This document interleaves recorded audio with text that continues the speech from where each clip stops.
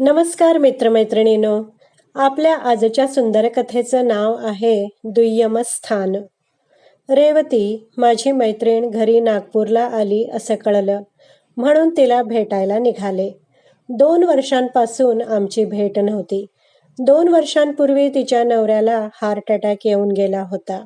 त्यामुळे दगदग नको आणि वेळप्रसंगी कोणी जवळ असावे म्हणून नवरा बायको बंगलोरला मुलाकडे शिफ्ट झाले होते.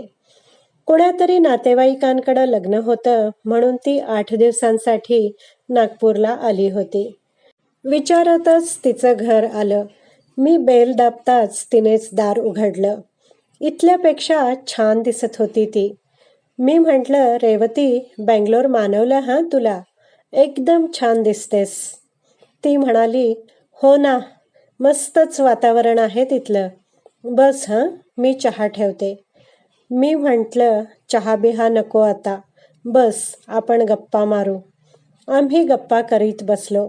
ती मुलाचं, सुनेचं, नातवाचं फार कौतुक करत होती. मी म्हटलं, नशीबवान आहेस तू. इतकी छान सून मिळाली तुला.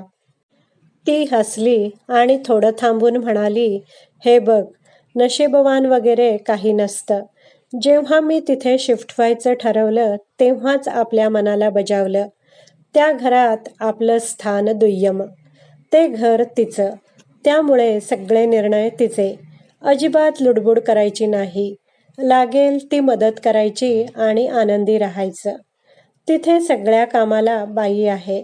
स्वयंपाक माझी सून घरी करते. मी तिला सरळ सांगितलं, तू सगळा स्वयंपाक कर, मी पोळ्या करणार. तिचं आटोपलं की मी पोळ्या करते आणि ओटा आवरते. तेवढीच तिला मदत आणि स्वयंपाकात लुडबुडही नाही.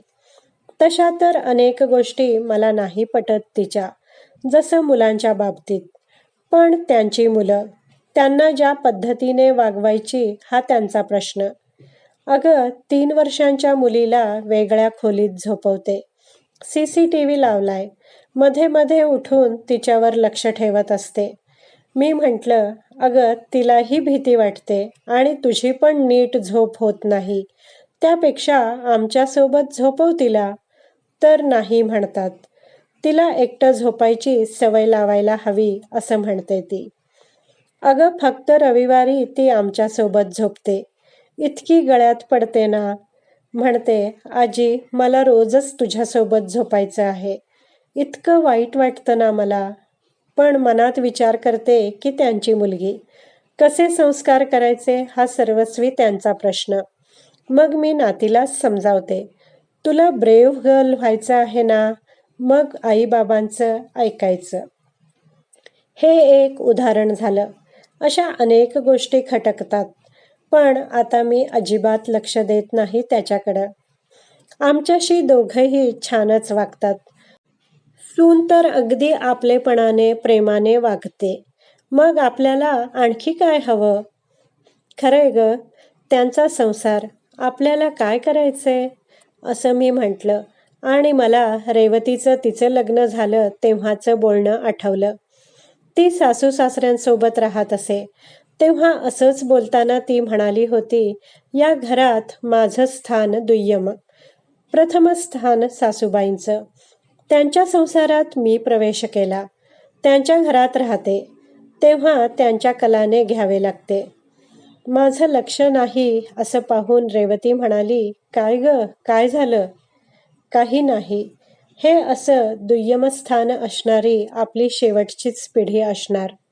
आधी सासू अग्रस्थानी आणि आता सून. त्यावर हसत ती म्हणाली, घरातल्या स्थानाचं काय घेऊन बसली आहेस? हृदयातील स्थान अग्रस्थानी असावं.